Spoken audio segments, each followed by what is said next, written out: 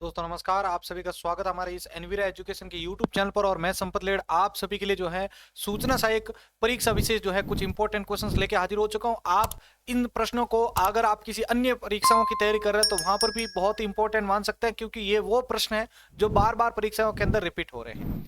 तो पहला प्रश्न आप सभी के लिए देखिए, यहाँ पर एमएस एक्सेल 2010 के सेल से संबंधित गलत विकल्प का आपको चयन करना है। पहला कह रहा है सेल में टेक्स्ट हो सकता है जैसे अक्षर, अंक, संख्या। बिल्कुल सही है ये। सेल के पते को A1 A2 A3 में लिख सकते हैं। बिल्कुल, पहले कॉलम आता है फिर रो नंबर आता है। बिल्कुल सही है ये। सेल के पते को 1 2 3 के रूप में दर्शाया जाता है, ये यहाँ पर गलत है। यहाँ पर रो और कॉलम के इंटरसेक्शन को सेल कहा जाता है। बिल्कुल एकदम सही है। और यहाँ से एक सवाल आया हुआ भी है, ध्यान रखिएगा। तो तीसरा ऑप्शन इसमें राइट होता है। दूसरा सवाल है, गूगल क्रोम ब्राउजर के जूम को डिफॉल्ट पर रीसेट करने के लिए निम्नलिखित में से किस कीबोर्ड शॉर्टकट का प्रयोग किया जाता है। तो अगर आपको गूगल क्रोम के अंतर्गत ज्यादा जूम अगर आपका यहाँ पर स्टार्ट हो चुका है, ठीक है, तो और उसको अगर आपको नॉर्मल करना है तो कंट्रोल के साथ आप अगर आप 0 यूज करेंगे तो वो क्या हो जाएगा, उसको डिफॉल्ट सेट कर देगा। अच्छा प्रश्न था यहाँ पर। तीसरा सवाल है, एमएस एक्सेल 2010 में डॉक्यूमेंट को जल्दी से जूम करने के लिए प्लस और माइनस चिन्हों का उपयोग किया जाता है, तो किसके साथ। तो यहाँ पर हो जाएगा आपके स्टेटस बार में, आपको पता होगा नीचे प्लस और माइनस होता है, जिससे जूम इन और जूम आउट उसको आप कर सकते हैं। अगला चौथा प्रश्न है, गूगल क्रोम क्या है। तो गूगल क्रोम एक प्रकार का क्या है भाई, ब्राउजर है। गूगल क्या है, गूगल है सर्च इंजन, ध्यान रखिएगा। अगला,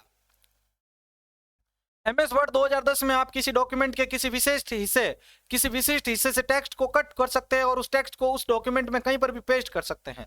जब आप टेक्स्ट को कट करते हैं तो यहाँ कहां पर स्टोर होता है, तो टेक्स्ट को कट करने पर क्लिपबोर्ड में होता है। लास्ट वाले पेपर के अंदर भी ये सवाल था, ध्यान रखिएगा।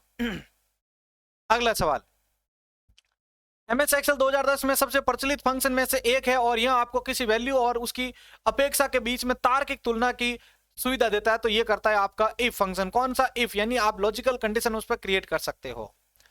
सातवां सवाल है, एमएस एक्सेल 2010 में कॉलम की पहचान निम्न में से किसके द्वारा की जाती है। तो कॉलम की पहचान करने के लिए आपको ABCD का यूज करना पड़ता है और रो के लिए आपको 1 2 3 का यूज करना पड़ता है। आठवां सवाल है, एक वैश्विक संचार प्रणाली है जो हजारों व्यक्तिगत नेटवर्क यानी जो इंडिविजुअल नेटवर्क होते हैं उनको जोड़ते हैं, तो उसको कहते हैं इंटरनेट। नेटवर्कों का नेटवर्क क्या कहलाता है भाई, इंटरनेट कहलाता है। ठीक है। अगला सवाल है आपके लिए, निम्नलिखित में से कौन सा एक वैध एमएस एक्सेल 2010 में मैथ का फंक्शन नहीं है। ठीक है। तो मॉड्यूल ज्ञात करता बिल्कुल है, बेस है यहाँ पर, ऑफ कोई भी फंक्शन नहीं है, और ओड आपका यहाँ पर है, ओड और इवन वाला। ठीक है भाई। अगला 10वां सवाल है, एमएस एक्सेल 2010 की वर्कशीट में सेलेक्टेड टेक्स्ट में आउटलाइन अगर आपको जोड़नी है तो उसके लिए किस शॉर्टकट की का प्रयोग होंगे। तो एमएस एक्सेल के अंतर्गत अगर आपको आउटलाइन जोड़ना है तो उसके लिए किसका यूज होगा भाई, control shift plus ampersand sign का। किसका, कंट्रोल शिफ्ट और एम्परसेंड साइन का यूज करते हुए आप आउटलाइन को ऐड कर सकते हो। ठीक है। तो ये आपके फर्स्ट पेपर के इंपॉर्टेंट 10 क्वेश्चंस क्लियर हो चुके हैं। आगे बढ़ने से पहले, दूसरे पेपर को क्लियर करवाने से पहले मेरा सभी साथियों से रिक्वेस्ट है कि अगर आपने अभी तक भी इस वीडियो को लाइक नहीं किया तो लाइक कर लो भाई। और चैनल पर अगर आप पहली बार आए तो चैनल को सब्सक्राइब कर लीजिएगा। आज हमारा 23वां पेपर चल रहा है, यहाँ पर ध्यान रखिएगा। चलिए भाई, सेकंड पेपर का पहला सवाल आप सभी के लिए, एमएस वर्ड 2010 में कर्सर को एक पैराग्राफ ऊपर ले जाने के लिए निम्नलिखित में से किस शॉर्टकट की का प्रयोग किया जाता है। तो एमएस वर्ड 2010 में कर्सर को एक पैराग्राफ अगर आपको ऊपर ले जाना है तो उसके लिए आपको किस शॉर्टकट की का प्रयोग करना पड़ेगा भाई, कंट्रोल के साथ अप एरो का। किसका, कंट्रोल के साथ अप एरो का यूज करना पड़ेगा। अगला है, निम्नलिखित में से किस एमएस एक्सेल 2010 फंक्शन का उपयोग टेक्स्ट के रूप में संग्रहित दिनांक को उस सीरियल नंबर में कन्वर्ट करने के लिए किया जाता है जिसे एक्सेल दिनांक के रूप में पहचानता है। तो इसका उत्तर होगा डेट वैल्यू। किसका, डेट वैल्यू का। तीसरा सवाल है, एमएस वर्ड 2010 में सुपर स्क्रिप्ट फॉर्मेटिंग को लागू करने के लिए निम्नलिखित में से किस शॉर्टकट की का उपयोग होता है। तो अगर आपको सुपर स्क्रिप्ट फॉर्मूला लागू करना है तो उसके साथ आपको कंट्रोल शिफ्ट और प्लस का यूज करना पड़ेगा, ध्यान रखिएगा।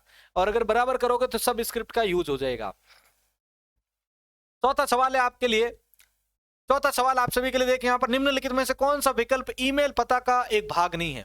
ईमेल एड्रेस के अंतर्गत ईमेल प्रोवाइडर जो होता है उसका नेम आता है, डोमेन बिल्कुल सही है, यूजर डोमेन।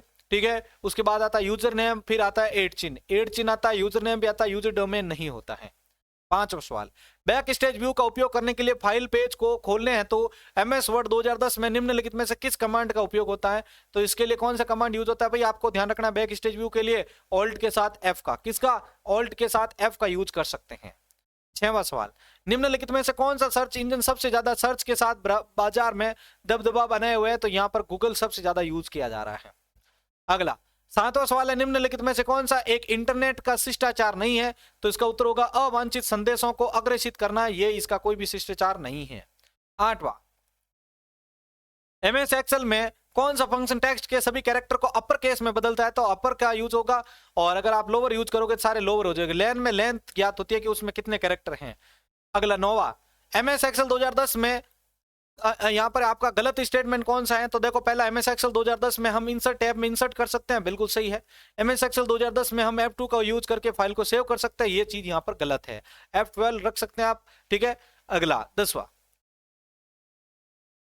एमएस एक्सेल 2010 में दो या दो से अधिक गैर आसन वर्कशीट को सेलेक्ट करने के लिए पहली वर्कशीट के टैब पर क्लिक करें, फिर जब आप अन्य सीट से जिसे सेलेक्ट करना चाहते हैं उस टैब पर क्लिक करें। अपने कीबोर्ड पर कौन सी की को दबाना है? तो उसके लिए आप कंट्रोल का यूज करेंगे। कंट्रोल के साथ आप मल्टीपल सेल्स को भी सेलेक्ट कर सकते हैं।